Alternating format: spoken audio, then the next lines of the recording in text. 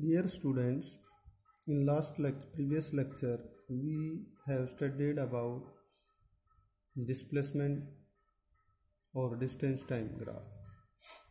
Now we will study about velocity time graphs. Here I have drawn some velocity time graphs. जैसा कि तुम्हें दिखाई दे रहा है, फर्स्ट जो ग्राफ है हमारे पास वहन वेलोसिटी टाइम ग्राफ। देखो वेलोसिटी टाइम ग्राफ में हम वेलोसिटी को लेते हैं वाई एक्सिस के अलोंग और टाइम को लेते हैं एक्स एक्सिस के अलोंग। टाइम ऑलवेज सेकंड में मेजर होगा और वेलोसिटी मीटर पर सेकंड में मेजर करेंगे। Here in this graph we are seeing that object have velocity 20 meter per second at time 0, at time 1 second velocity is again 20 meter per second, at 2 second velocity is 20 meter per second। इसका मतलब क्या है कि velocity object की 20 metre पर second है, time बढ़ता जा रहा है, तो हम कह सकते हैं कि object is moving with constant velocity. अब कांस्टेंट वेलोसिटी के केस में हमें पता है कि वेलोसिटी में अगर कोई चेंज होगा ही नहीं तो हम क्या कहेंगे, एक्सेलरेशन भी नहीं होगा। तो यहाँ कांस्टेंट वेलोसिटी है और जीरो एक्सेलरेशन है। जब टाइम एक्सिस के पैरेलल वेलोसिटी टाइम ग्राफ आता है तो वो ग्राफ कांस्टेंट वेलोसिटी और जीरो एक्सेलरेशन को रिप्रेजेंट करता है।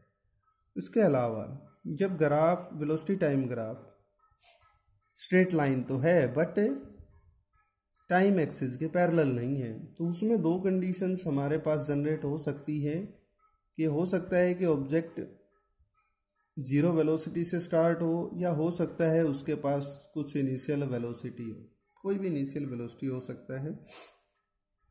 अगर कोई ऑब्जेक्ट रेस्ट से स्टार्ट होता है और इस तरह से स्ट्रेट लाइन जनरेट करता है उसका ग्राफ, तो ऑब्जेक्ट की वेलोसिटी वेरिएबल होगी बट यूनिफॉर्म एक्सेलरेशन होगा। क्यों? समय के समान अंतराल में वेलोसिटी में चेंजेज सेम है।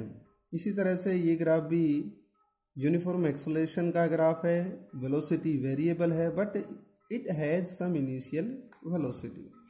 Next is in this graph we are seeing that at zero time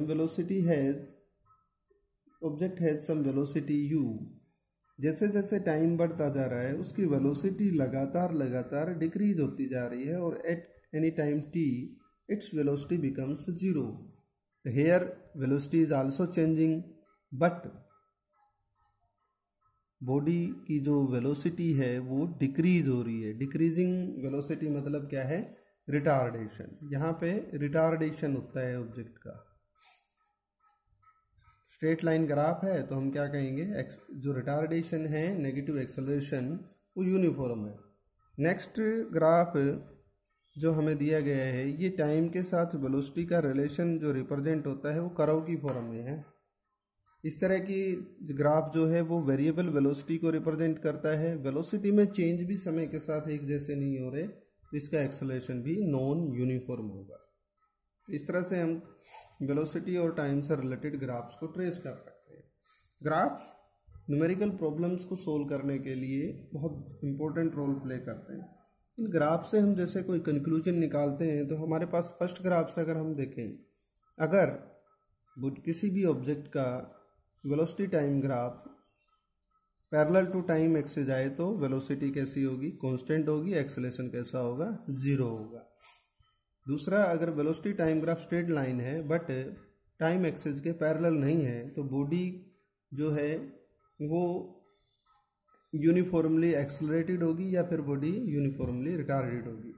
अब वेलोसिटी टाइम ग्राफ का स्लोप की बात करते हैं। जैसे मैंने प्रीवियस लेक्चर में बताया था, स्लोप क्या होता है? स्लोप जनरली हॉरिजॉन्टल एक्सिस के साथ में झुकाव कितना है कर्व का उसको रिप्रेजेंट करता है। तो स्लोप हम y coordinate over x coordinate करके निकालते हैं या फिर tan थीटा से निकालते हैं। तो स्लोप जो होता है वेलोसिटी टाइम ग्राफ का वो एक्सेलरेशन को रिप्रेजेंट करता है। या हम इसको इस तरह से भी समझ सकते हैं कि जैसे हम बात करें एक्सेलरेशन क्या होता है, वेलोसिटी ओवर टाइम होता है। वेलोसिटी हमने कहाँ ली है, वाई एक्सिस पे, टाइम कहाँ लिया है, एक्स एक्सिस पे लिया है। मैंने क्या बताया है कि y coordinate over x coordinate क्या होता है, स्लोप, और स्लोप मीन्स यहाँ पे क्या होगा, एक्सेलरेशन। तो slope of velocity time graph represents acceleration. बड़ी इंपॉर्टेंट बात है, ध्यान रखने की है, याद रखने की बात है। जब स्लोप पॉजिटिव आए तो हम कह सकते हैं कि body is accelerated. Accelerated body का मतलब क्या है कि उसकी वेलोसिटी जो है बॉडी की लगातार इंक्रीज होती जा रही है टाइम के साथ। जब बॉडी का स्लोप नेगेटिव आए तो उस केस में बॉडी रिटार्डेड है। रिटार्डेड का मतलब क्या है कि बॉडी धीरे धीरे धीरे धीरे स्लो होती जा रही है और वो एट लास्ट रुक जाएगी। नेक्स्ट, जैसे हम बात करें कि हमारे पास डिस्प्लेसमेंट क्या होता है, वेलोसिटी इनटू टाइम। अगर हम वेलोसिटी टाइम ग्राफ्स का कहीं भी एरिया अगर निकाल लेते हैं तो वो हमें डिस्प्लेसमेंट देता है। Area under the velocity time graph will represent displacement. जिस तरह से हमने वेलोसिटी टाइम ग्राफ ट्रेस किए हैं उसी तरह से हम स्पीड टाइम ग्राफ भी जनरेट कर सकते हैं। और स्पीड टाइम ग्राफ का जो हमारे पास एरिया होगा वो डिस्टेंस को रिप्रेजेंट करेगा। बट स्टूडेंट्स यहाँ पे एक बात ध्यान रखें, ये कंपलसरी नहीं होता है कि वेलोसिटी टाइम ग्राफ में कर्व एक्स एक्सिस के अबव ही जनरेट हो सकता है कर्व एक्स एक्सिस के बिलो चला जाए, कुछ इस तरह से। जैसे मैं इसको आगे बढ़ाऊँ, इसका मीनिंग ये है कि वेलोसिटी जो है वो नेगेटिव हो रही है, क्योंकि हमें पता है वेलोसिटी पॉजिटिव, नेगेटिव और जीरो हो सकती है। तो उस केस में जब हम एरिया निकालेंगे वो एरिया नेगेटिव लिया जाएगा। जब भी डिस्प्लेसमेंट निकालने के लिए हम area under the velocity time graph find out करते हैं और एरिया बिलो द एक्सिस है तो उसको नेगेटिव लिया जाएगा और उसको सब्ट्रैक्ट किया जाएगा।